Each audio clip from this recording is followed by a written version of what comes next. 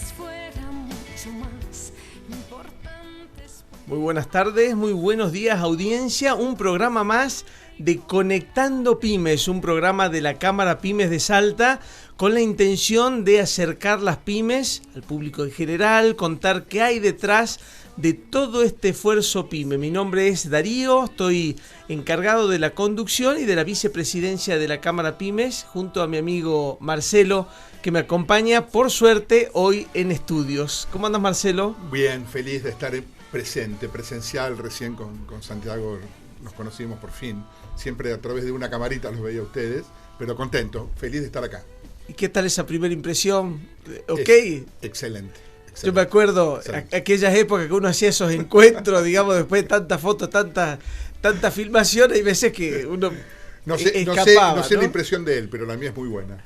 Bueno, hoy tenemos un programa súper lindo, tenemos temas que a las pymes nos encanta la heterogeneidad, ¿no? De mezclar, siempre charlo con algunos socios, con emprendedores pymes que van desde un hotel, después son programadores de computación y después venden gaseosa y esa flexibilidad que tenemos los pymes, un poco también lo demostramos en esta mesa con dos invitados de lujo. Marcelo Romero de 9amas, bienvenido a tu programa también, porque esto es un programa de la Cámara Pymes, un programa que es también de todos los socios, los hacemos para mostrar ese atrás de escena y todo ese esfuerzo que hay en el día a día de una empresa pyme, ¿no? ¿Cómo andás, Marcelo? Bien, muy bien. Muchísimas gracias por la invitación y bueno, adelante. Bueno, buenísimo. Sabemos que 9amas también ocupa un lugarcito en la comisión directiva de la Cámara Pymes, así que una empresa doblemente comprometida con Salta y con la Cámara. Y a mi derecha lo tenemos a Ismael Gudiño, artista, ya estuvo en algún otro programa sí, con nosotros. Ismael, aparte de un gran artista, un amigo de muchos años, y hemos emprendido juntos, ¿no? Sí. Yo voy a contar una cosa que siempre lo uso, que es un poco chiste, pero un poco verdad, ¿no? Me acuerdo, teníamos en conjunto un restaurante con Ismael, y yo preocupado, yo un poco más involucrado con los números, y preocupado del pago de sueldo, ¿no? Digo, ¿cómo vamos a pagar Para que se dé una idea del tiempo, estaba hablando de una deuda de 4.000 pesos, ¿no? Che, Isma, ¿cómo va a ser con estos 4.000 pesos para pagar los sueldos? ¿Cómo hacemos? No, dice, yo tengo la solución. Oh, Isma, por fin. Dice, ¿cómo va a ser? 2 y 2. Dice, ¿no? O sea, ¿cómo cambia la mirada? ¿No? Yo siempre digo, cuando uno está envuelto en llama en los problemas, ¿y cómo vamos a hacer? 2 y 2, digamos, ¿no? Repartamos la carga. Un poco el eslogan de la Cámara que dice la unión es la clave, ¿no? Entonces en esa unión, esa deuda que era de 4 era 2 y 2. Creo que hay que empezar a usarlo un poquito. Y hablando sí. Es que si tenés la plata para pagar, no tenés por qué preocuparte. Y si no la tenés, y bueno, no te preocupes. Bueno, tampoco, pero los pymes con la relación, como somos dadores de trabajo, sí, claro. Creo que una de las dos preocupaciones más grandes que tenemos, primero es la gente, nuestro equipo, que lo sentimos como familia, y en segunda instancia también tenemos una preocupación casi personal con los clientes, ¿no? Un pyme no duerme con un cliente insatisfecho, porque tiene toda una relación muy vivencial, ¿no? Uh-huh. Y recién hablando de herramientas muy simples como ese 2 y 2, siempre en nuestra columna de capacitación estamos hoy nuevamente con Santiago Alfonso, bienvenido. Muchas gracias, un placer estar acá de nuevo y conocernos físicamente con Marcelo. También me causó una buena impresión, tengo que decir. Bueno, gracias. Gracias a la tecnología hemos tenido muchos programas distantes, digamos, ¿no? De full streaming. ¿Cómo ves, Santiago, el uso de esa herramienta simple, ¿no? Porque por ahí uno piensa herramientas, capacitación, y el pyme dice, no tengo tiempo, ¿no? O sea, no me vengas con 3 años de capacitación, porque en esos 3 años puede ser la vida o la muerte. Y por ahí nos olvidamos de pequeñas reglas, de pequeñas frases o de mnemotécnicas que nos pueden hacer disparar o hacer una toma de decisión en base a una herramienta. Y una cosa que siempre, desde que lo escuché de vos, lo repito, nos puede elevar la calidad, ¿no? La calidad de vida a través de la herramienta, ¿no? Bueno, hay muchas de estas herramientas comparto lo que decías vos al comienzo, de que muchas veces uno termina siendo a veces esclavo de la empresa, donde sos el que está más abajo y los empleados a veces uno los pone arriba por ese compromiso que tenemos como familia. Y algo que es súper importante y a nosotros nos enseña, en realidad no nos enseñan muchas veces, es adelantarse a las cosas. Nosotros lo que trabajamos mucho con Patricia es intentar pensar el mañana, la semana que viene, el mes que viene, para que cuando pase esto de que teníamos que pagar 4.000 pesos, ya tenemos solucionado cómo, ya encajamos a algún proveedor, le metimos un cheque a ese proveedor principal y la plata ya la tenemos. El mes que viene vamos a renegar con el proveedor, pero por lo menos hoy podemos dormir tranquilos, intentar mirar un poco más. Y lo otro es, aprendamos de los errores y de los aciertos, nuestros y ajenos. A veces por afán de ir tan rápido nos sentamos poco tiempo a pensar y disfrutar. Y un poco lo que vos contabas recién de estos 2 más 2, a veces encontrar una mirada distinta, darle la vuelta a los problemas y mirarlos de otro enfoque. Es difícil salir porque el problema te carcome. Ahí es la magia de la sociedad, ¿no? Muchas veces en algún otro programa pasado, y bueno, creo que continuamente lo vamos nombrando a Steve Jobs, ¿no?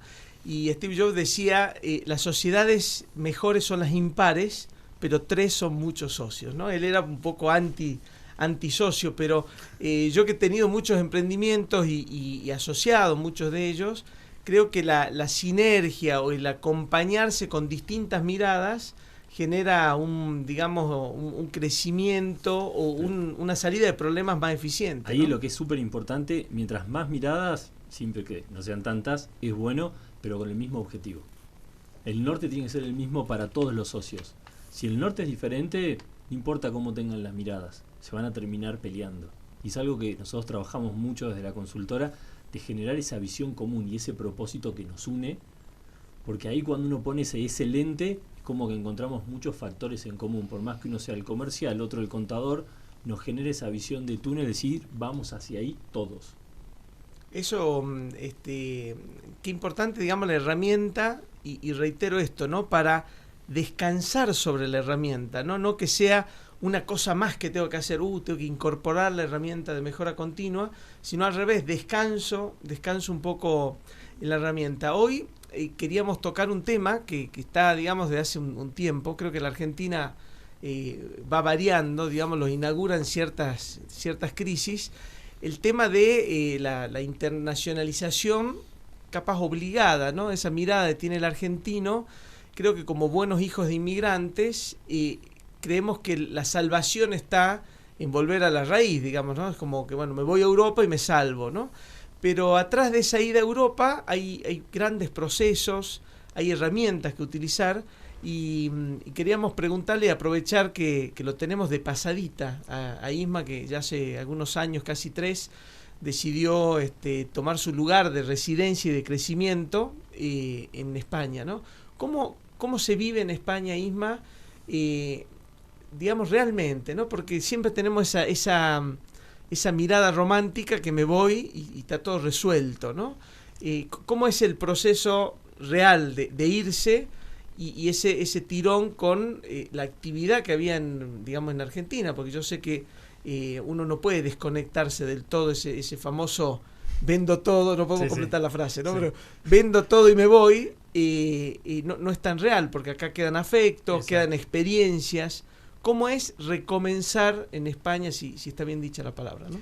Bueno, en mi caso particular yo no me fui ni por crisis ni por nada, o bueno, fue por más una crisis interna de decir necesito subir un escalón más y estar en una zona de confort en donde al moverme tuve que sacrificar muchas cosas, entre eso mi familia, mis cosas.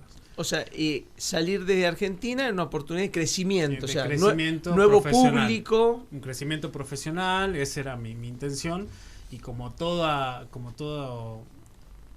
migración es durísimo, es doloroso, es sacrificado, no es algo sencillo, yo insisto que no es para todo el mundo, no es que voy a ir allá y ya está todo perfecto, o sea, no dejas de ser un inmigrante o migrante, como sería la palabra, estando allá.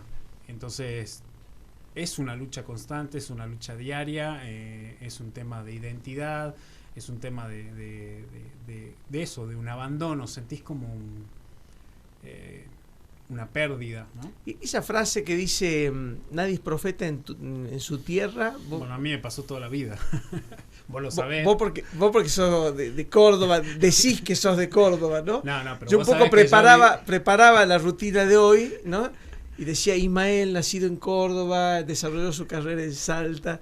Pero claro, yo un poco cancelo, soy muy salteño, ¿no? Muy norteño, y para mí Córdoba ya es como otro país, ¿no? Entonces digo, nací en Córdoba, borralo, Isma, empecemos desde Salta para adelante, ¿no? Pero vos sabés que yo viví en Buenos Aires, viví en Bolivia, o sea... esa frase la practicabas. ¿Y dónde crees que está? ¿Por qué localmente no nos valoramos, digamos? Creo que o es no un tema interno, ¿no? nuestro, más que los del externo. Eso es lo que aprendí en estos años. Es un tema más propio no de identidad, pero sí de no valorarse uno mismo, ¿no? O sea, ahora yo me doy cuenta que todo lo que yo hago lo puedo hacer aquí, lo puedo hacer allá, lo puedo hacer en cualquier lado. Pero uno necesita dar ese paso o ese salto, que si yo me hubiese ido a Bolivia, lo hubiera renunciado porque estoy muy cerca, me volvía. O si lo hacía en Paraguay, me volvía. O sea, la facilidad para volver. Lo complejo de volver de España es lo que te hace decir, bueno, ya estoy acá, hice todo un sacrificio, no voy a tirar todo, y eso te hace mantenerte en pie, y ahora yo estoy recogiendo frutos de cosas que fui cultivando en estos casi 3 años, y digo, bueno, valió la pena. Pero si yo hubiese estado cerca, o sea, me hubiese ido a Tucumán, me hubiese ido a Córdoba, a Buenos Aires, me hubiese vuelto porque me hubiese rendido fácilmente, porque digo, bueno, me tomo un avión y ya estoy acá. En cambio, cruzar todo el mar de nuevo, volver para atrás, es más complejo. Y lo agradezco porque crecí mucho personalmente y todo eso, pero sí, es una cosa más interna de decir, no me valoran, no me ven. Hoy tenemos un doble Marcelo en la mesa, nuestro conductor y nuestro invitado, y arranco por Marcelo 1 y voy hacia el Marcelo 2 con un tema que lo quiero conectar, usando el chascarrillo de nuestro título de Conectando Pymes. Lo quiero conectar con la historia de Ismael porque Marcelo Romero, que titular o cotitular de una empresa que se llama 9 Amas, y por lo que yo sé de la empresa, por cómo yo la vivo desde afuera, una empresa que ha tenido que tener mucha persistencia, de un rubro, digamos, que en algún momento se consideraba lateral y hoy se considera como un eje, como es el salvar vidas a través del RCP. ¿Cómo fue el inicio de 9 Amas y este mundo de que hoy prácticamente sos una pieza clave en un mundo de seguridad, de minería, de responsabilidad? Pero antes el RCP creo que estaba como, digamos, como no en el radar de las actividades de que uno se tendría que capacitar, ¿no? Contame un poquito el proceso ese de persistencia y ese objetivo claro que tuvieron desde el nacimiento, ¿no? De 9 Amas.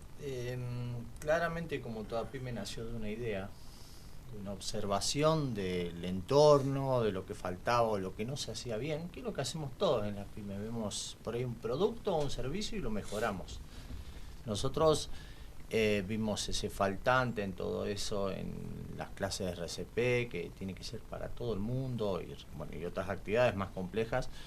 Pero también dijimos, o pensamos más bien, dónde nos queríamos posicionar primero, quiénes queríamos ser, cuál iba a ser nuestra identidad como empresa, nuestros valores, nuestra misión, hacia dónde íbamos. Y no miramos la Argentina, aprendimos de los errores de Argentina u otros países, pero también de lo que estaban haciendo bien en otros países. Por eso justo escuchaba lo que hablan de Europa, que si bien por ahí no es lo mejor irse afuera, pero sí podemos traer las formas, ¿sí? Como punto de referencia, ¿no? Referencia, recién lo decía Ismael, manejan. Me voy y crezco en algo que lo podría haber hecho Ahí en está. Salta, pero con la mirada europea, ¿no? Vos, Marce, ¿tuviste alguna experiencia de RCP? ¿Fuiste a alguna capacitación? O cuando te hablan de RCP es como que estamos desde cero, no sabemos de qué estamos hablando. Digo, como para usarlo de disparador y entrar en el mundillo de Marcelo 2. No, bueno, he tenido experiencias, pero prefiero. Es algo importante también, ¿no? Cuando hablas de algo, estate bien informado y capacitado. Así que prefiero que hable Marcelo 1. Claro, todos se pelean por el 1, ¿viste? Sí. Los dos son Marcelo 1. Yo soy el 2 ahora. Claro. Marcelo ahí nos dio Marcel el disparador.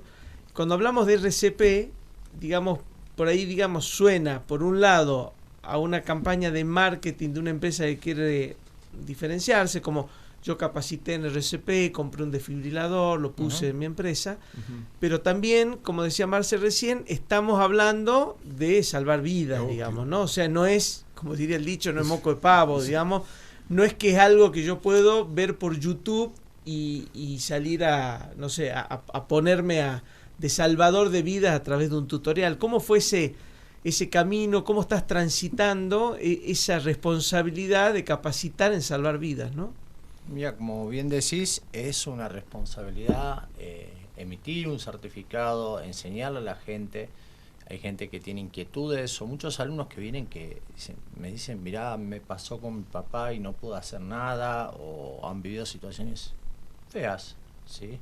Pero bueno, nosotros nos dimos cuenta que lo que estaba faltando de enseñar en RCP, primeros auxilios y demás, faltaba brindarle el entrenamiento y enseñarle a reaccionar, ¿sí? Una de las claves que no está en ningún libro es aceptar lo que está pasando, ¿sí? Aceptar cuál es la situación, que nos pasa también como pymes, no llego a fin de mes. Bueno, primero tengo que aceptar que no llego. El RCP de las pymes. Ya me robé el título. Ya esto que se generó acá ya queda para el conductor. En la Cámara PYME están reanimando la economía de cada uno también, ayudando a reanimarla. Hagamos un paso hacia atrás y contémosle a un público que por ahí está descubriendo el RCP de nuestra mano, qué significa esta sigla RCP, si existe otra sigla, ¿de qué estamos hablando cuando hablamos de RCP? Básicamente cuando el corazón deja de funcionar, deja de latir, lo que hacemos es una serie de maniobras según la capacidad y el entrenamiento que tenga, que lo que intentamos hacer es bombear, o sea, presionar el pecho para que el corazón bombee sangre y continúe enviando sangre oxigenada al cerebro, que es la matriz central de nuestro cuerpo, es nuestra computadora central, la que maneja todo. Lo que hacemos cuando hacemos un RCP, mantenemos vivo a esa persona, como manteniendo vivo su cerebro irrigado con oxígeno, hasta que, bueno, llegue una ambulancia, llega el sistema de emergencia que va. Son maniobras de muy primerísimo auxilio, como Totalmente. para extender ese margen de que llegue la asistencia más profesional, digamos, ¿no? Exactamente, es ganar tiempo y sostener a esa persona y por supuesto mantenerla acá, en esta tierra, que no se nos vaya. La retengo para que venga el personal de salud y le podamos dar una oportunidad más de seguir adelante, seguir viviendo, ¿por qué no? ¿Cómo se vincula tu actividad con este famoso dispositivo que cada vez vemos más, por suerte, que es el DEA o el desfibrilador automático? ¿Cómo uno reemplaza al ser automático, ya no necesito hacer RCP? ¿Son complementarios? Son complementarios. En 9A+, garantizamos la efectividad de nuestros procesos de enseñanza mediante la utilización de equipos homologados de última generación. Contamos con simuladores de RCP con feedback y retroalimentación en tiempo real en pantalla que le permiten al alumno corregir cada una de las maniobras clave para lograr una RCP de alta calidad. También disponemos de desfibriladores homologados Philips que replican situaciones reales para corregir arritmias cardíacas acompañando de manera simultánea con una RCP de calidad. Contáctanos para conocer nuestros cursos y sumarte a la experiencia de Saber Salva. Bien, Santiago, ¿está normado el mundo de la seguridad? ¿Cómo puedo yo, digamos, independientemente de mi relación con privados, como en 9A+, existe algún instituto, algún tipo de certificado que yo diga, yo soy más seguro que otra empresa por esta norma, por este procedimiento? En general, en la parte de seguridad hay mucho marco normativo que tiene que ver con el cuidado de las personas. En general, se tiende primero a normalizar todo lo que tiene que ver la seguridad. Eso, hospitales, en el marco de ustedes, los mismos equipos que utilizan están certificados, calibrados, para asegurar que es realmente el instrumento que, esto que hablaba de que lo conecta, tiene la corriente que tiene que tener. Toda esa parte sí está normalizada ya por defecto y es algo que se lo viene trabajando hace muchos años en salud. digamos, mezclándolo un poco con el marketing, ¿no? Creo que es un diferencial hoy que una institución, un comercio, esté cardio protegido o tenga un DEA a disposición, ¿no? Pero digo, ¿es solo comprarlo y ponerlo? ¿Cómo es, Marcelo, el proceso? ¿Cómo tengo que acompañarme de esa buena intención que hay de un comerciante? Si, che, me quiero diferenciar, quiero que mi zona sea cardio protegida, no sé, me imagino un local de eventos, un pelotero infantil. Ahora, ¿cómo lo hago de forma responsable? Pregunta para vos y para Santiago, digo, ¿lo puedo certificar? ¿Puedo tener un papelito así como la norma IRAN que diga estoy certificado que soy más seguro que el ambiente de al lado? Bien, lo que se hace una vez comprado el equipo, siempre es conveniente asesorarse para ver qué equipo van a comprar, porque depende de dónde lo van a usar. Eso es importante. Eso está muy bueno, ir como al paso previo, ¿no? O sea, tengo la intención de acercarme a un profesional, a 9 Amas, por ejemplo, y empezar a preguntar qué hay en el mercado, qué me conviene tener, digamos, ¿no? Exacto, de acuerdo al tipo de tarea, al tipo de lugar. Después se crea el área cardioprotegida, que eso lo hace generalmente los cardiólogos, que son los que están formados para eso. No es cuestión de yo soy experto en zonas cardioprotegidas, no. Hay que hacer un estudio del área, de tiempo, cuánto tardaría en llevar el DEA, y después, por supuesto, se entrena al personal del lugar o a los interesados en el lugar para que sepan operar el DEA también. Eso es algo importante, porque a veces pasa que yo he visto lugares que por ahí... O sea, esa A de automático no es... O sea, es automático, pero... Semiautomático. Necesito, digamos, saber usarlo. Exacto, digamos, ¿no? Lo tengo que saber utilizar correctamente. No es difícil porque realmente es muy intuitivo. No está hecho para que cualquiera lo pueda usar. De hecho, son de acceso público. El tema es que, por supuesto, nadie va a poner un desfibrilador en la calle. Claro. Porque lamentablemente no... Sí, por una cuestión de costo, robo, etcétera. Pero bueno, hay muchos lugares que están disponibles, digamos, de acceso a través de la vía pública, no en la vía pública en sí mismo, pero estamos hablando siempre de Argentina, ¿no? Porque en esto de la internacionalización, no sé si te pasó, Isma, en Europa ver los desfibriladores de acceso público, ¿no? Sí, así sí. cubierto con una burbujita de plástico. Y creo que ahí es donde está un poco nuestra evolución de comparación, ¿no? De ir viendo cómo estas herramientas las podemos ir siempre un poco de mano de entidades públicas, no una cosa que se hace solo, ¿no? Desde lo privado está muy difícil cardioproteger una plaza, ¿no? Pero sí, en este caso tal vez más que la certificación de zona protegida, que como bien decías es un médico o un especialista que lo hace, la importancia que los que están cerca lo sepan utilizar. Hay muchos casos de que pueden decir sí, lo conozco, pero como vos contabas al comienzo, el momento que alguien tiene un paro, nadie quiere tocarlo. Exacto. Entonces realmente esa formación no es solamente de cómo utilizar el instrumento, sino muchas veces es tan importante para prepararlo psicológicamente, que lo hace ensayado varias veces para que tenga la seguridad de hacerlo.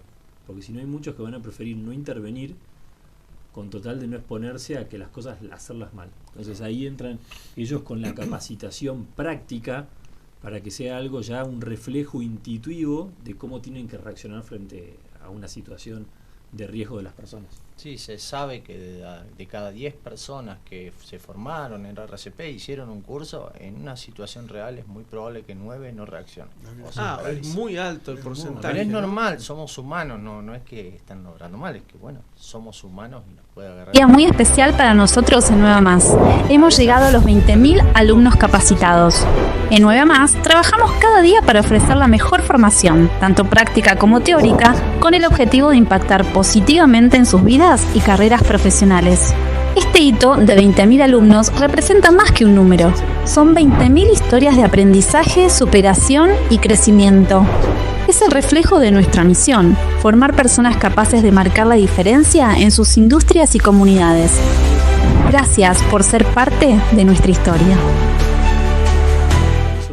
Esos temas, darlos de forma virtual o darlos de otra forma, es medio complicado porque la gente tiene que tocarlo. ¿Cómo estamos, Marcelo, en Salta? Digamos, poniéndonos en una comparación, no sé, de los últimos 10 años. ¿Hemos avanzado? ¿Cuánto nos falta? ¿Cómo está Salta con respecto a esto del RCP?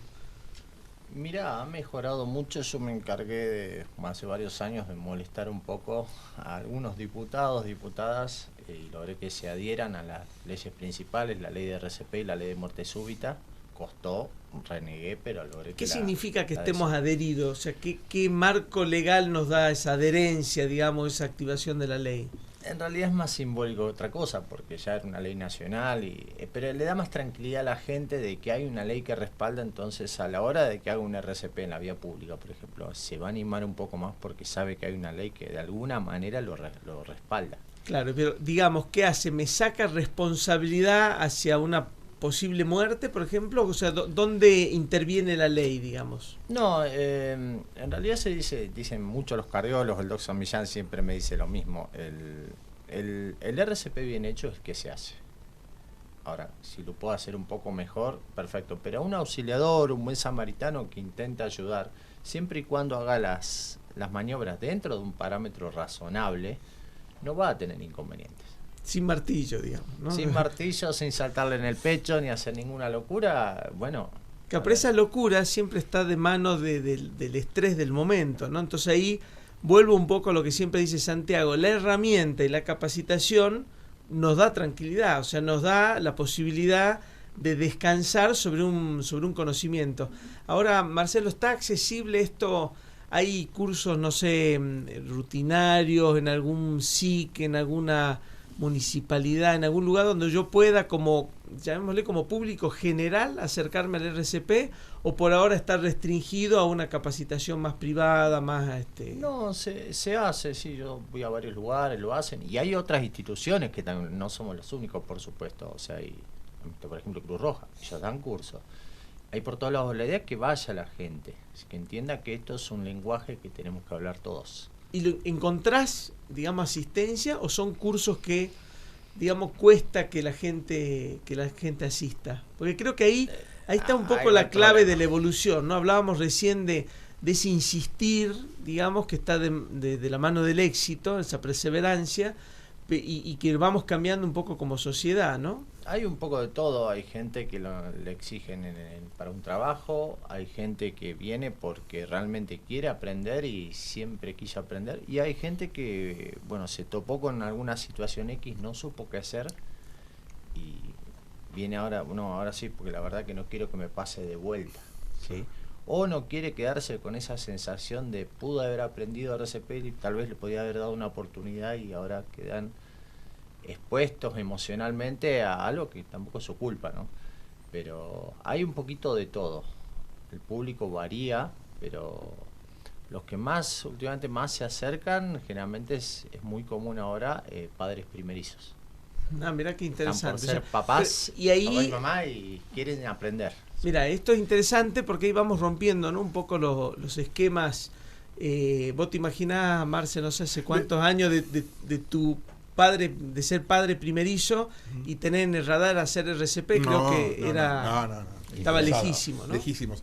Sí, lo que pienso es, Marcelo, no sé si sería interesante que esto también se imparta en los colegios como una materia, o me parece muy exagerado. Claro, hacerlo como universal, ¿no? No te hablo en una primaria, pero en una secundaria, chicos avanzados, que todos salgan sabiendo hacer RCP.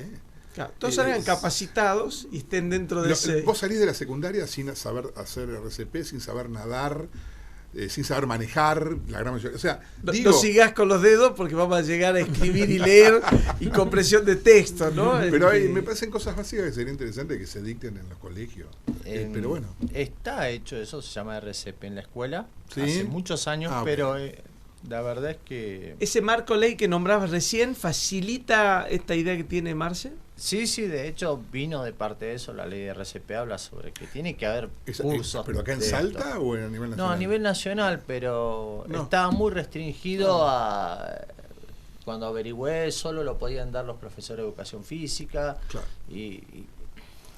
A mí me llaman de escuelas públicas y yo dono los cursos. ¿Sí? Porque hace falta, y los chicos realmente hacen un excelente RCP. Te quitas el sombrero. Estoy seguro que sí, sería bueno. Tengo una duda, ¿cualquier persona puede hacer RCP? Sí. O sea, cualquiera. Porque yo tenía entendido de que necesitabas como mucha fuerza para... Mira...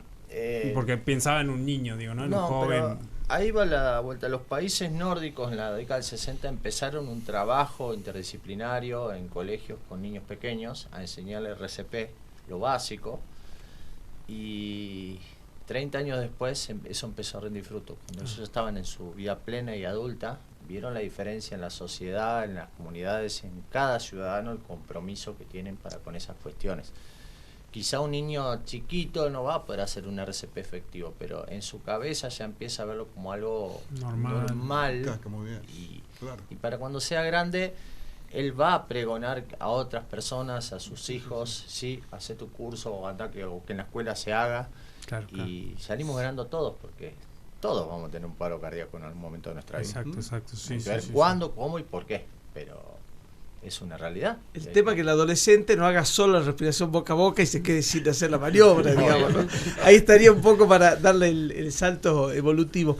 Quiero pasar un poco al mundo del arte, de mano de Ismael. Recién nos contabas que naciste prácticamente artista, pero transformar una pasión en un emprendimiento no es algo normal, digamos, ¿no? O sea, no es que, recién yo escuchaba también a Marcelo que dice, surge de una idea, ¿no? 9 amas, pero eso que el emprendedor lo tiene tan sencillo y que nosotros acá en esta mesa lo charlamos como, no, una idea, sí, ahora tengo una empresa, es un camino realmente complejo, digamos, visto desde afuera. Y contame qué te ayudó a hacer ese clic, ¿no? Para mucha gente está escuchando y que capaz no se anima a hacer ese movimiento, dice tengo la idea, pero está en un trabajito de relación de dependencia, no se anima a hacer ese salto, o lo ve muy lejos siempre cuando hablo de salto me acuerdo del ingeniero de las 2 torres del teleférico, ¿no? Pero digo, dar ese salto y no dimensionar si voy a poder llegar al otro lado o no. ¿Dónde estuvo tu clic, digamos, ¿no? Bueno, yo me casé muy joven y entonces tuve la necesidad de decir, bueno, o me busco un trabajo o hago arte. Y yo, mi pasión, digo, ¿cómo puedo lograr que con mi pasión hacer un trabajo de esto? Entonces, yo de muy chico me empecé a inventar trabajos, o sea, a ofrecer mi servicio a gente que ni sabía que ese servicio existía. Por ejemplo, o sea, generar trabajo como de nicho, diríamos hoy con información, claro, ¿no? Yo hablaba de ilustración y nadie sabía lo que era una ilustración y decía, bueno, a ver, ¿qué te parece si en vez de usar una fotografía usamos una ilustración? Probemos y veamos cómo sale, y así fue que yo me empecé a generar trabajo. O con Starbucks, diciendo marca. Salta no funciona, bueno. Ni Salta ni Jujuy, No es un chivo neutro, digamos. Pero me fui a ofrecerles yo, decirle, podríamos hacer caricaturas en vaso, ¿no? O sea, ahí es donde yo creo que está la innovación, y ahí está donde, bueno, si no existe el trabajo me lo invento. ¿Pero por qué? Por una misma necesidad de que, como te digo, me casé joven y dije, quiero vivir del arte o quiero vivir de la creatividad, y no me veo trabajando en una oficina. Sin obligar a todos los emprendedores a casarse, digamos que la necesidad vincula un poco el disparador de la creatividad, ¿no? Pero lo que me quedo como algo interesante es la generación del nicho, ¿no? O sea, no copiar creativamente y no salir a pelearse con el montón, ¿no? Sino buscar esos nichos donde uno inicialmente por lo menos va a estar con el solo, diseño, ¿no? también me pasaba, decía, bueno, ¿cómo hago para innovar en el diseño? Bueno, yo en el diseño incluía la ilustración. No todos los diseñadores ilustraban y no todos los ilustradores diseñan. Bueno, yo soy un diseñador que ilustra, así, cosas así. Me parece que también es eso, buscar en qué es uno bueno y decir, bueno, a ver cómo lo puedo explotar, cómo lo puedo hacer crecer. ¿Te tocó trabajar en simbología, iconografía relacionado al mundo de la salud, de la emergencia, hacer algún trabajo que te digan, che, tenés que hacerme algo que despierte interés o trabajar conectando este mundo del DEA, del RCP con el mundo del arte, digamos, o del diseño, ¿no? ¿Te tocó sí, ese? hay una clínica acá en Salta que está toda... que tiene como ilustraciones en paredes, la simbología de todo lo que es la arquigrafía, entonces que lo hizo como mucho más amable, mucho más ameno, que hizo que la gente también se sienta más cómoda, que no parezca una cosa así fría. Y más entendible, digamos. Exacto. ¿Crees? Sí, para mí sí. Sí. Bueno, que eso también es importante, ¿no? Uniendo un poco estos dos mundos, Marcelo. digamos, por lo menos googlear, ¿no? Y saber cuál es la simbología del DEA, ¿no? Que es ese corazoncito con el rayo atravesado. Pero digo, al tenerla incorporada, por eso creo que también era clave lo que decía Marce recién de empezar desde los colegios, porque tenemos que empezar a identificar primero el loguito, ¿no? Y saber que acá está cerca. O sea, es todo un proceso que viene incluso un poco desde la iconografía de la imagen, ¿no? Sí, es un logo único a nivel mundial. Claro. Que bueno, quizás se puede, como sí, que se puede modificar un poco para hacerlo más atractivo, amigable, que la gente no le tenga miedo, porque no, justamente es todo lo contrario. Pero sí creo que uno de los lugares es empezar en la escuela y educando a todos, porque a veces a nosotros los grandes también a veces nos falta incorporar conocimientos, muchas cosas que no supimos captar, o a veces, bueno, yo por ejemplo con las redes sociales me llevo horrible y no las sé manejar, pero trato de buscar permanentemente información nueva, leyes, normas, todo lo relacionado a lo que hago y cosas nuevas también, así La que investigación nos educamos todos. es Permanente. siempre. Sí. Me parece muy acertado en este momento, que se aceleró un poco la charla, que tiremos, Marce, la frase del día, que hoy tiene un contenido. Tiremos la frase y charlemos sobre Mirá, la misma. la ¿no? frase tiene que ver con el arte, ¿no? Y la frase es el arte no es un espejo para reflejar la realidad, sino un martillo para darle forma.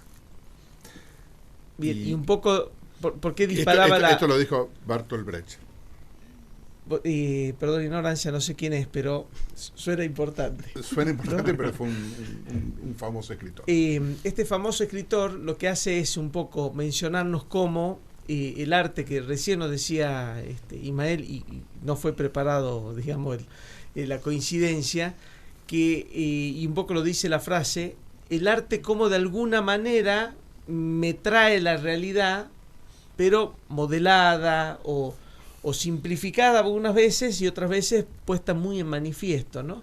Y creo que tenemos que empezar un poco a utilizar las herramientas que tenemos, porque de alguna manera las redes sociales, que recién mencionaba Marcelo, son un poco de arte, llamémosle. O sea, no podemos tener una red social, o sí, digamos, de puro texto, como en su momento fue Twitter. Pero digo, Twitter con mucha rapidez migró hacia el uso de imágenes, ¿no? O sea, el arte, incluso arte dentro de una fotografía, no hace falta solamente el arte intervenido, pero el arte como herramienta de comunicación, creo que es una de tus especialidades. Y contanos un poquito de un caso de éxito, o donde vos dijiste, che, acá sin el arte estaban muertos y yo aparecí, ¿no? Me gusta ese tipo de intervención, que para mí es muy transversal, pero tiremos un poquito de condimento anecdótico, aprovechando tu gran experiencia en el mundo del arte. Bueno, a ver, yo siento que hay cosas que el arte ayuda a acercar a la gente, entonces no sé decirte uno solo, pero siempre como comunicador, ya que fui diseñador, ilustrador y ahora con el arte mismo, siento que la comunicación la hace mucho más blanda para la gente, porque aparte en el arte plástico o de las bellas artes siempre la gente tiene miedo de decir, bueno, eso lo veo y no lo entiendo. En mi caso yo siempre estoy buscando de que la gente conecte con lo que yo hago para poder darle un mensaje. Y a veces ese mensaje simplificarlo al espectador, ¿no es cierto? Ya sea en una comunicación, ya sea en una pintura, ya sea en lo que sea, la gente pueda conectar rápidamente y simplificar un mensaje que a veces es complejo o duro, ablandarlo. Eso es lo que trato yo en las piezas que hago, ya sea comunicación o sea en el arte de pintura, por ejemplo, ¿no? Que no tiene nada comercial. Voy a tocar un tema vidrioso, ¿no? Pero en el arte y plagio están ahí, ¿no? Están, sí, como una simbiosis. Incluso hemos tenido algunos casos de nuestros, digamos, de conocidos plagios de tu obra, pero yo siempre recuerdo que, digamos, como que hay dos caminos, ¿no? Un poco uno, imagino, digamos, la sensación primero de ser plagiado, que es una sensación desagradable, pero digo, en una segunda instancia, vos siempre decías, si me copian es porque es bueno, ¿no? Sí. O sea, nadie copia lo malo, Claro. en general, ¿no? Y esto un poco lo abordamos, Marcelo, desde la Cámara PYME, y trabajando cuestiones relacionadas a manuales de ética. Qué difícil en un mundo tan competitivo no tomar ese atajo de copiar un trabajo y de alguna manera robar el trabajo de alguna persona, acortando supuestos caminos del éxito. En general no he visto que grandes plagios, lleven al éxito, pero me gustaría ahondar sobre esto, ¿no? El plagio y la ética. ¿Cómo lo ves vos, Marcelo, desde un emprendedor que ha tenido también que luchar contra esa realidad, ¿no? Bueno, justo lo que acabas de decir, eso mismo, bueno, tuve hace unos años la dicha de conocer a Asunta Serna, a su marido, que es un escocés. Bueno, Asunta hoy en día está muy metida con el tema de ética en los contenidos audiovisuales, en la parte de cine, está en el comité de los Óscares, y ella me hablaba de lo mismo, justo de que cuando se copia o se utiliza una idea o una marca ajena mal usado, se cortan caminos para llegar más rápido al éxito, también es muy fácil caerse, ¿sí? Desplomar, que se desplome tu identidad, la perdés y es tiempo perdido. Le voy a robar el espacio de frase de Marcelo, pero Henry Ford decía, la leña ajena calienta menos, ¿no? Y una cosa que siempre me gusta en la simpleza de esa frase, y que los pymes vivimos siempre, ¿no? Que es un camino, un poco el argentino lo dice, el remar en dulce de leche, ¿no? Ese camino de la dificultad, pero de alguna manera construido con bastante solidez, ¿no? ¿Qué pensás, Marcelo? Un poco hablando de este programa que lo genera la Cámara Pymes, y que es una cámara en pleno siempre crecimiento. El año que viene vamos a cumplir 30 años, pero para una cámara es toda una juventud, 30 años. ¿Qué pensás que las cámaras en general, puntualmente la Cámara PYME, podríamos empezar a hacer en el mundo de la ética, en el mundo de concientizar de esos caminos, de esos atajos malentendidos, ¿no? Yo creo que, bueno, que la idea que siempre se puso en el tintero de establecer y terminar de definir un código de ética empresarial, que el mundo comercial da para todos, el mundo empresarial da para todos, a todos les puede ir bien, pero bueno, tienen que cambiar ciertas cosas de la forma de que es el empresario. Por eso justo te hablamos los de Europa al principio, de que si vos ves el empresario europeo es totalmente distinto al argentino. También el contexto económico no es igual, pero culturalmente piensa de una manera muy diferente a como a veces podemos manejarnos acá. Entonces creo que la mejor manera es un código de ética y educar al empresario. Nosotros siempre decimos, en muchos de los programas, no siempre, pero en muchos programas, terminamos el programa, decimos compre local, compre salteño, ¿no? Bueno, un poco incentivando la rotación de dinero, pero creo que un poco el cambio en los públicos diferentes que hay en otros países son los que moldean a la oferta. O sea, una demanda exigente exige ofertas al mismo nivel. O sea, si yo como demandador de productos de salud y seguridad pido certificación y me tomo el trabajo de leer los antecedentes, difícilmente tenga lugar ese plagiador, ¿no? Lo mismo con el arte, ¿no? Si a mí me da lo mismo una imagen generada hoy, ¿no? Con la inteligencia artificial, de un trabajo hecho, digamos, de mano del artista, con pasión, con técnica, me parece que ahí está la gran diferencia. Vos, Marce, que has tenido esa oportunidad tan internacional en tus rubros, ¿cómo ves esta mirada, ¿no? de ser más exigentes como demandadores, como demanda, para tener una oferta mejor? ¿Cómo coincidís con esa hipótesis, no? Sí, a ver, me quedaba pensando también en hablabas del plagio y de copiar. Yo creo que también copiar es bueno si copias bien y honrando a lo que estás copiando.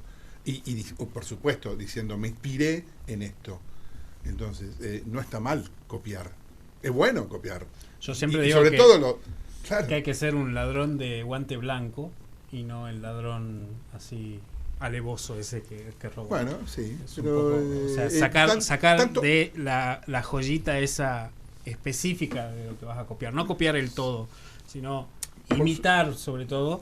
Por lo supuesto. mejor. Copiar, pero eventualmente dándole tu impronta.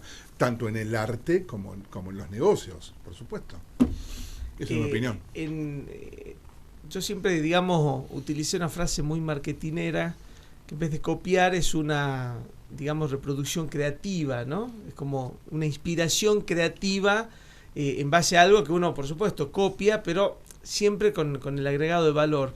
Y siempre cuando uno habla de copiar o habla de modelos de reproducción, vuelvo a cosas que la palabra copiar está muy bien aplicada, que es cuando aplicamos normas, ¿no? Santiago, cuando nosotros nos inspiramos en modelos internacionales, sé que vos tenés una experiencia muy grande en Japón, esa copia del modelo japonés, un poco lo que intentamos establecer como herramientas dentro de las capacitaciones que da la Cámara y dentro de las herramientas que ustedes brindan desde la consultora. Digamos, cómo el mundo de la norma ayuda a esa copia, digamos, positiva o creativa, ¿no? Sí, el mundo lo de la norma lo que te da es, valga la redundancia, como un marco normativo de condiciones y recomendaciones. Pero después lo lindo de, por ejemplo, un ISO 9001 es que cada uno tiene la libertad dentro del marco de que te da la norma de apropiarte vos mismo. Y creo que en las copias una de las cosas tal vez que más se pierde es la capacidad o todo el proceso que llevó a alcanzar eso. Una obra de arte no es solamente la obra de arte, sino es toda eso que vos decías, no sé, la esencia, esos sentimientos que quiso transmitir el artista, que vos ves dos copias y vos decís, este es del artista porque te transmite más. En las normas también. Le falta el alma. Le falta el alma. Cuando uno copia una norma, me pasó a trabajar en empresas que implementaron un procedimiento y vos ves que es una copia, no tiene alma. Y cuando no tiene alma, es como que el dueño de la empresa va a tener una presión más. Aparte de esos sueldos que tiene que pagar, es el que tiene que estar atrás para que se hagan las cosas. Entonces, cómo uno tiene que apropiarse de esa norma y hacerla y darle su propia impronta a las cosas. La norma lo que nos hace es, nos regula las características, el sector donde estamos, da seguridad a los consumidores, pero nosotros lo trabajamos mucho para la seguridad interna, para saber lo que tenemos que hacer. ¿Qué norma nos recomendás de tu experiencia para empezar a pensar en ese mercado internacional, ¿no? Hoy una Argentina con un marco normativo, económico diverso, con nuevas problemáticas, pero también nuevas oportunidades. ¿Cómo nos recomendás y a través de qué herramienta normativa empezar a caminar este camino de mostrarnos internacionalmente, ¿no? Yo lo primero que pensaría, y siempre que uno habla de lo internacional, es pensar en el público objetivo al que querés llegar y el producto que tenés. Me encantaba cuando vos hablabas sobre cómo escalaste o transformaste el negocio, tu pasión en un negocio, de que tenías súper claro cuáles eran sus fortalezas, entendía las vacantes que había en el futuro cliente y lo que daba la competencia. Entonces eso lo tenía clarísimo. Si hacía un Canvas ya tenía más de la mitad hecho. Un fodo, un Canvas. Sí, ya tenía más de la mitad hecho de forma completamente intuitiva. Pero lo primero es entender eso, porque capaz que, y me tocó trabajar en empresas que hicieron un esfuerzo enorme, no solamente físicamente, en tiempo, sino en recursos, y entraron en un mercado que no le importaba qué norma tenía, que lo que mandaba era el precio. Entonces lo primero es, fíjate si realmente en esto de ser internacional el cliente lo valora. Y por otro lado, la más común y la más conocida y que tiene un marco ya internacional es la ISO 9001.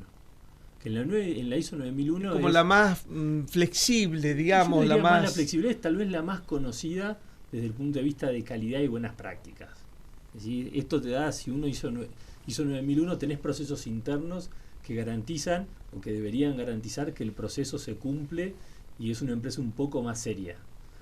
Pero los que estamos en este mundo sabemos que hay muchos que tienen un lindo certificado, una obra de arte pegada en la oficina, que no significa que lo trabajaron internamente, que lo más difícil no es la primera certificación, sino mantenerlo en el tiempo. Entonces, esto que vos decías en algún momento de leer, de tomarse el tiempo de leer como consumidor, bueno, leamos a ver si la norma la implementaron recién o ya es la tercera certificación, porque ahí ya te va a hablar de que es una empresa bastante más seria. Bien, y digamos, coincidís con la frase que por ahí el proceso de generar una norma, específicamente una ISO, digamos, no importa un poco cuál de todas, pero el material que nos queda interno, los manuales, terminan siendo mucho más valiosos para la organización en sí misma que incluso para ese consumidor, Sí, digamos, ¿no? Exactamente. Y lo lindo de que a veces queda un proceso que otra empresa lo puede copiar, pero no sabe que en el medio hubo 5 o 6 procesos que los que hicieron es calibrar internamente a la empresa, mejorar la comunicación entre las partes. Tiene una riqueza mucho más profunda que solamente un instructivo de 5 hojas, que es lo que muchas empresas suelen copiar. Claro. Contanos, Marcelo, ¿qué viene para adelante en 9 Amas? ¿Qué hay en esa, lo que se pueda contar y lo que se puede spoilear un poco? ¿Con qué nos va a sorprender? ¿Qué está en el radar de 9 Amas en los próximos 3 años? Bueno, los objetivos hasta ahora que planteamos hace años los cumplimos. Uno es calidad, que bueno, por ya 5º año consecutivo seguimos con las normas ISO, con IRAM, y el reconocimiento académico de IRAM, que ya se logró a finales del año pasado, que ya estamos a la cabeza con eso a nivel nacional, con otras 2 empresas a nivel nacional, solo somos 3.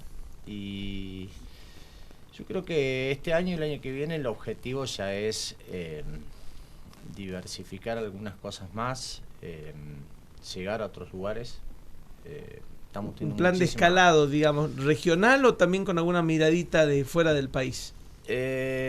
A otras provincias más lejos y también a unos otros países más difíciles, según cual sea, ¿no? Pero porque emigrar con tantos elementos que tenemos, todo es un poco complicado. Hemos tenido llamados de Brasil, de Perú, de Chile, de Uruguay y bueno, Buenos Aires, obviamente, y otras provincias, pero vamos para ese lado. Y bueno, algunas otras que todavía son tan en desarrollo, no podemos decir ¿Cómo mucho. encontramos a 9 Amas en las redes? Tal cual, número 9, la palabra el número Amas. 9, la palabra Amas, en todas las redes sociales pueden encontrarlos. Igual creo que ya Fantástico. en todos lados dicen, sí, ya lo conozco. Le vamos a hacer una pregunta distinta a Isma. ¿Tenemos posibilidad en los próximos 2 o 3 años que vuelvas a Salta a visitarnos? Sí, por supuesto. Bueno, ¿cómo está pensado ese? ¿Cuál es el nuevo proyecto artístico de Ismael? Bueno, yo tengo un proyecto que lo planteé a 3 años y a 5 años y bueno, ahora ya entré en la etapa de lo que viene a mis 5 años de estar allá. Así que estoy trabajando en eso y obviamente lo que quiero es mi propia expo solo. ¿Cómo te encontramos? ¿Cómo vamos siguiéndote? Bueno, estoy como gudino.ok y gudino.art. O sea, mi nombre es Gudiño, pero como no existe la ñ, que yo estoy peleando con eso. Menos mal que no está el asterisco ahí, ¿no? Sí. Te llega la tarjeta de crédito. Sí, sí. ¿Cómo se llama? Es una el numeral. lucha, pero también agarré eso como parte de mi identidad para pelearla ya en España con la ñ. Entonces, tengo mi página web que es gudiño.com. Con ñ. Con ñ, gudiño.com. Y mis redes son gudino.ok y gudino.art. Hasta que Instagram ponga la ñ. Buenísimo. Bueno, Marce, ¿cómo viste este mundo del arte, de la seguridad? Nos hemos animado a mezclar algo, Sí. un cóctel. Pero bueno, como te decía hace un rato, y sí, esto es un programa hecho por pymes para las pymes. Y ser pyme, y ser empresario, y ser emprendedor es un arte. Es un arte. Como una película, que es la agrupación de varios artes, ¿no es cierto? Bueno, Es yo lo siento como una capilla Sixtina, ¿no? Yo me Bueno. siento por ahí acostado con la velita, con el bracito medio acalambrado, ¿no? Con la presión del Papa abajo. claro. Así que ha sido un programa maravilloso, ¿no? Donde conjugamos estas dos Fantástico. Bueno, experiencias. sigamos en el arte de construir empresas. Gracias a Eso, Marcelo de 9 Amas por estar presente, Santiago con todas estas herramientas, a Ismael de en este tiempo cortito en Salta, haberte hecho el tiempo de estar con nosotros, y por supuesto, Marcelo, como siempre, un placer haber compartido Lo mismo, piso. lo mismo. Y esto no es todo, seguimos la semana que viene con mucho más de Conectando Pyme. Los esperamos. Chau, chau.